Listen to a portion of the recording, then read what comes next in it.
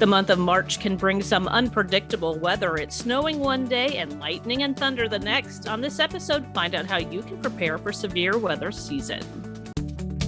Whether you live in or just love Johnson County, Kansas, JoCo on the Go has everything Johnson County. Here's what's happening and what's coming up in the community you call home. Thanks for joining us for JoCo on the Go. I'm your host, Teresa Freed, a Johnson County resident and employee of Johnson County government. We've been pretty lucky to have a break from a lot of the extreme severe storms over the last couple of years, but what's in store for 2022? We have with us some local experts to talk about how Johnson County prepares for severe weather. Trent Pittman with Johnson County's Emergency Services Division and Andy Bailey is with the National Weather Service. Thank you for joining us. It's my pleasure. All right, we're going to go ahead and start with Trent. So Trent, talk about what the county's role is in severe weather preparedness and emergency response related to severe weather. The Johnson County Emergency Management Division, during times of expected severe weather, activates the Emergency Operations Center to monitor the approaching severe weather. And we stay activated throughout that storm's time in Johnson County and help coordinate any response if necessary. And then next, if you can talk a little bit about how the county works with the National Weather Service and others to predict and track the storms. And so, Andy, if you want to talk a little bit about that relationship. Sure. We work very closely with all of our emergency managers across the region. Everything from providing them with weather training so they really understand the products that we're producing and giving them to help them with their decisions, to supporting them with their outdoor special events. We provide a service where they can kind of send in their information. We put it on our calendar. We provide them with briefings and updates on the days of the events. Really just, again, to take one less thing off their plate as far as monitoring the weather. We've got our experts here in-house that can do that for them, give them the information, allowing them to make better decisions based on that forecast. And then finally, we do things like we train their storm spotters just to make sure that they know exactly what they're looking at and can do a great job. And Johnson County has a phenomenal storm spotter program.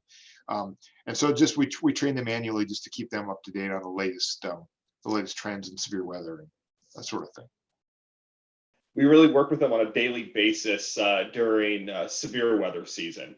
That begins with monitoring the National Weather Service's convective outlooks several days before anticipated severe weather, and really ramps up as that time approaches. It includes emails, webinars, chats, phone calls, and visits with the National Weather Service prior to any expected severe weather. And so speaking of that storm spotter training, I had the privilege of attending a couple of years ago, some of that, and there was a huge crowd. I mean, it's kind of unbelievable because these are volunteers. So can you talk about kind of what it's not recruitment, but it's just, that ongoing training with this group and what participation looks like this year? Sure. Johnson County especially has a very high bar for what they require from their storm spotters.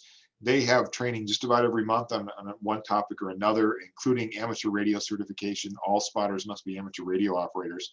As far as us and the severe weather storm spotting we provide them, we've really kind of made it a little bit more intense in the last couple of years. The public isn't invited, but the core storm spotters are. The first hour is, as I mentioned, a very intense training on the meteorology behind how storms grow, what makes one storm severe, another one not. And then it really gets into an in-depth look on the various cloud features and what they mean and what they should be expecting to occur in the near future based on, for instance, a wall cloud underneath a supercell or a shelf cloud with a squall line. Storm spotters, after they go through the training, will be very well versed on what to anticipate next, and just helps them position themselves to provide the very best reports from their location on the ground. And so let's say we've got, expected tornadoes in the area. So how do you kind of dispatch them out to certain areas so that they have those eyes on the ground? And how important is it that they're able to provide that accurate information? The information we provide starts early in the morning. Our overnight shift, the midnight shift forecasters produce something called a weather briefing package that sits on our website. It's updated twice a day, and we encourage storm spotters as well as the emergency management community to bookmark that and just check it every morning over the morning cup of coffee, because that's really going to set the stage to allow them to know whether or not they're really going to be needed later in the day as far as storm spotting goes. A lot of good detailed information that our forecasters put in that document. It's available on our website. But then as the event draws near, that's where Johnson County Emergency Management takes over. And they really do the job of dispatching and deploying the spotters to some preset locations. We then interact pretty closely with Johnson County Emergency Management through a couple of mechanisms. The first is National Weather Service Chat, which is a system that our office is tied in with all the local emergency managers as well as our broadcast meteorology partners. And it really does facilitate very fast, quick communications in the middle of a very hectic severe weather operations. The second thing we have to communicate with Johnson County is this is a metro-wide radio system that we can pick up and speak to them directly and instantly via the radio, just if we need something quicker or more convenient for them, that option is available as well. Just having those two redundant options to communicate is very important, obviously, during severe weather. So if one of them fails, there's a good chance the other one's going to still be working just fine. We work with a group called Johnson County ECS, and we've maintained a relationship with that organization for decades at this point. They're a highly trained and a very specialized group of ham radio operators that we work with and exercise with throughout the year to help us understand what's going on across the county.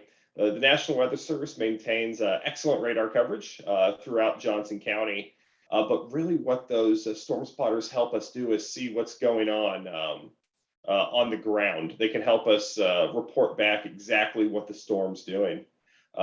Any time we activate the EOC for severe weather, we're coordinating with that volunteer group, Johnson County ECS, throughout the time. And the vast majority of times we activate the EOC for severe weather, we are bringing in several of that organization's net controllers to sit in the Emergency Operations Center with us. And they're the ones who coordinate directly with the volunteer group that goes out into the field. Now, that group, they are not storm chasers, they're storm spotters. There's a pretty big difference between the two. They have set locations throughout Johnson County that have been chosen based on a number of factors, including ability to see the skyline, as well as ability to enter and exit the areas relatively quickly, as opposed to storm chasers who actually will follow the storm and are highly mobile during those operations. How intense is that training? Are they tested or, so that they can accurately tell you exactly what's happening?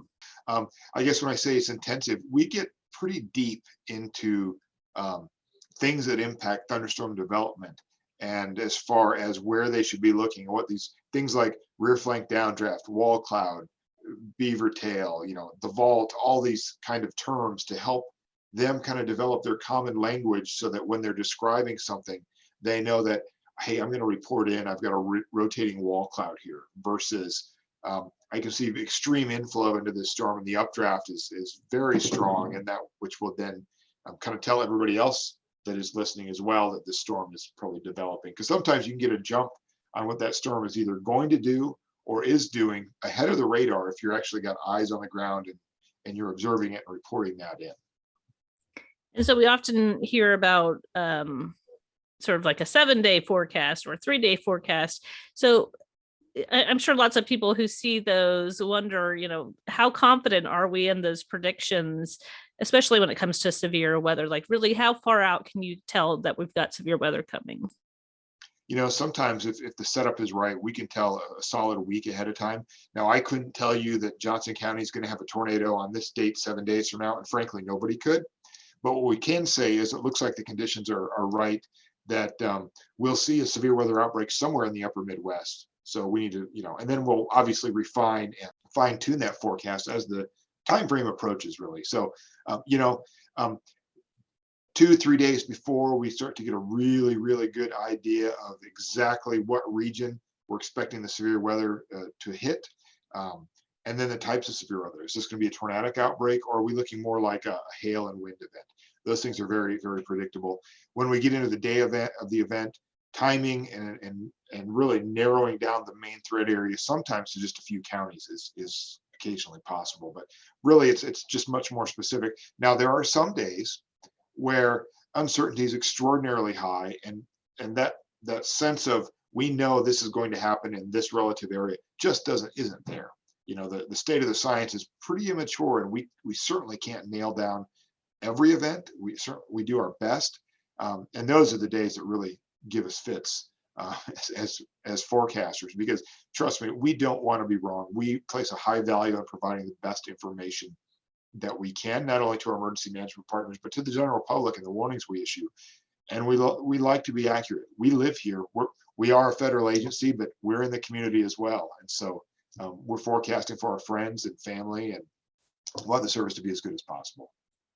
So this week we're highlighting Severe Weather Awareness Week, and we want to, of course, relate to our listeners the ways that they can be prepared for severe weather. So what are some of the ways that we can be prepared, either, having some sort of kit ready to go, or just making ourselves aware of what the warnings and watches mean, things like that?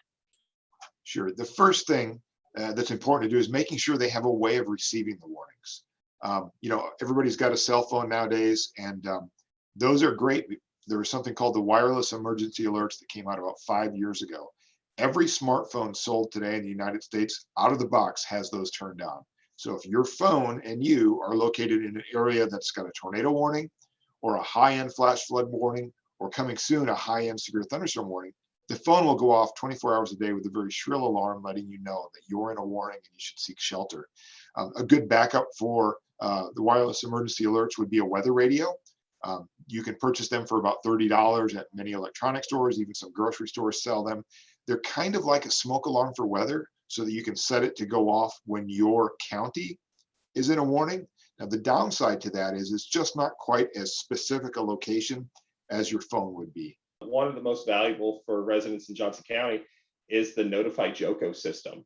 The Notify JoCo system is highly customizable, so you can select which weather alerts you would like to be notified about, and you can also select which kind of methods you'd like to receive those alerts with. There are a number of other alerting mechanisms out there, and making sure that you can get notifications pushed to you like the Notify JoCo system can is very important. We talk about staying weather aware, and how that starts in the morning by following local news and trusted organizations to know what to expect. And that's always an important start of these events. However, it's also important that as you get closer to these events, to have a way to have these notifications pushed to you. The other thing that folks really should do is they need to have a discussion both at home and work, so that everyone there knows what to do when the warnings are issued. So if my home is under a tornado warning, I'm almost always at work when that happens, right? So I have a conversation over dinner with my wife and kids. Here's where a storm shelter is. When a warning is issued, your phone goes off, go down to the shelter and then stay there till the warning ends. They know that because we discuss it. We'll even walk down and say, here's where we shelter. The other thing that's good to do, make sure it hasn't accumulated boxes over the course of the year when you haven't maybe used it in the last 6 months. Sometimes, I'll be honest, my storm shelter can turn into a storage shelter or storage shed instead. And so I usually this time of year, I go down and clean it out. Same thing occurs at work though. I would highly encourage on Tuesday, Severe Weather Preparedness Week, that either at home, both at home and at work, you conduct a drill and you walk through the motions of what you would do were an actual tornado warning issued for your facility.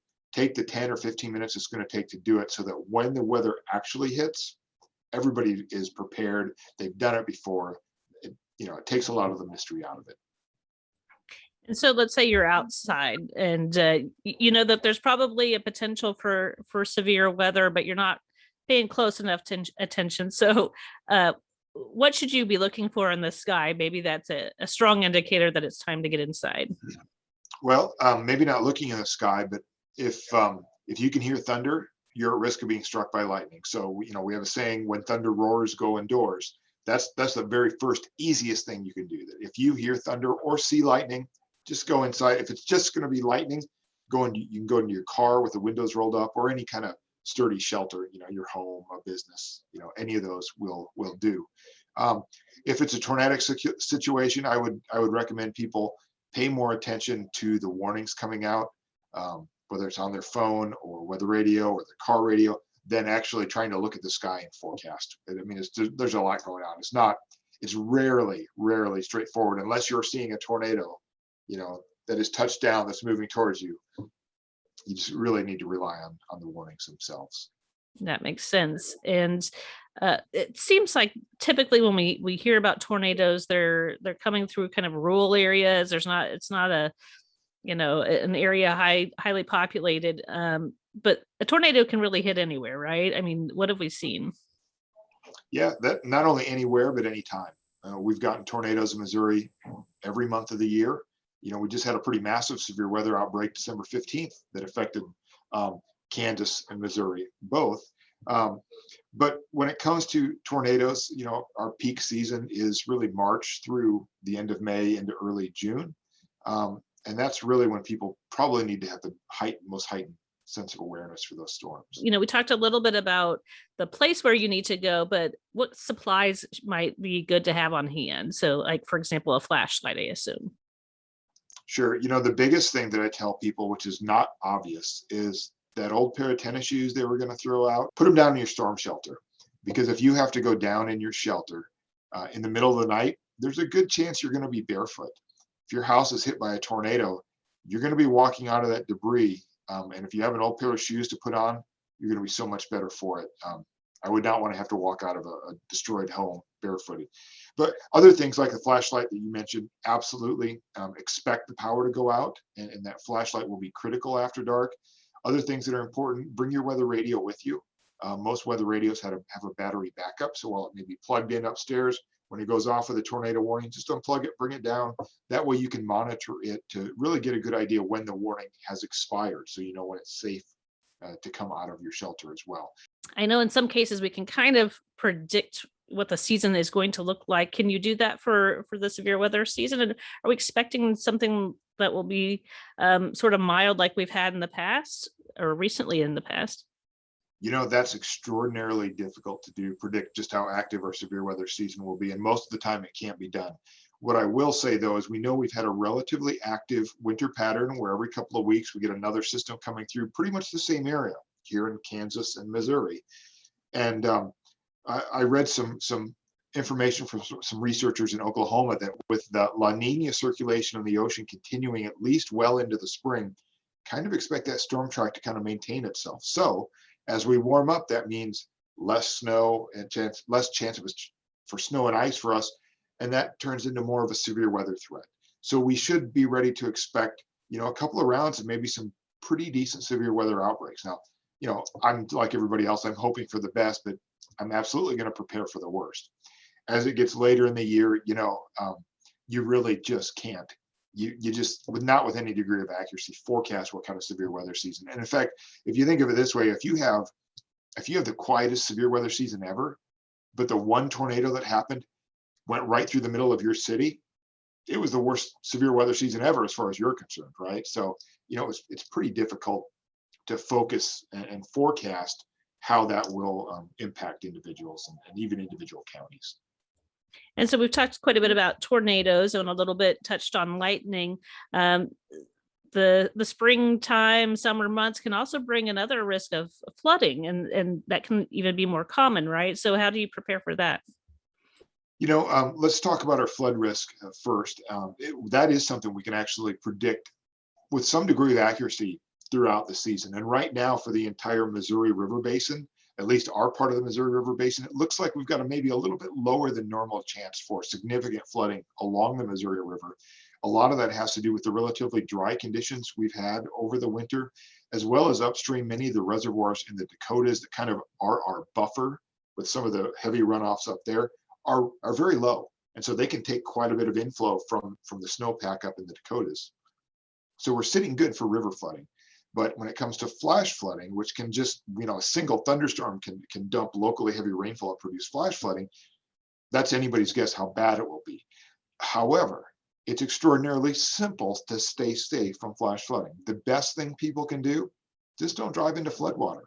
If you're driving down the road and you approach a flooded street, even if you think you know how deep it is, just don't drive through it. We tell people to turn around, don't drown. And that is such a simple thing. But I know people are busy and they may feel like they're in a hurry. And if they just make it through here, it'll save them 15 minutes. Well, what we found is people that try to drive through floodwaters, oftentimes it only takes about 18 inches of water to float most vehicles. Once your vehicle begins to float, the current can push it off stream. It can go into the ditch, overturn. Maybe you're swept down a creek. Most fatalities from flash flooding occur when people try to drive through floodwater. So that is the simplest thing people can do, is just don't do it. Don't drive. Never try to cross a flooded roadway. Good advice once again. So anything else we wanted to tell our listeners to kind of stay safe this spring and summer? One thing I want to mention just when it comes to sheltering from tornadoes, whether you're at home or in a business, it's pretty simple. If you got a basement, get in it. If you don't have a basement, get into the lowest level of the structure you're in, into an interior windowless room like a bathroom or a closet. And for the vast majority, almost all tornadoes, you will survive. I mean, I'm talking, it's such a small number of tornadoes that will wipe the foundation clean. And even those, they don't completely devastate every home. So even if you can see a monster tornado coming at you, it's never a futile effort to shelter. Just please do like we mentioned and get into the basement or the lowest level. You just heard JoCo on the go. Join us next time for more Everything Johnson County. Have a topic you want to discuss? We want to hear from you. Follow us on Facebook and Twitter at JoCoGov. For more on this podcast, visit jocogov.org/podcast. Thanks for listening.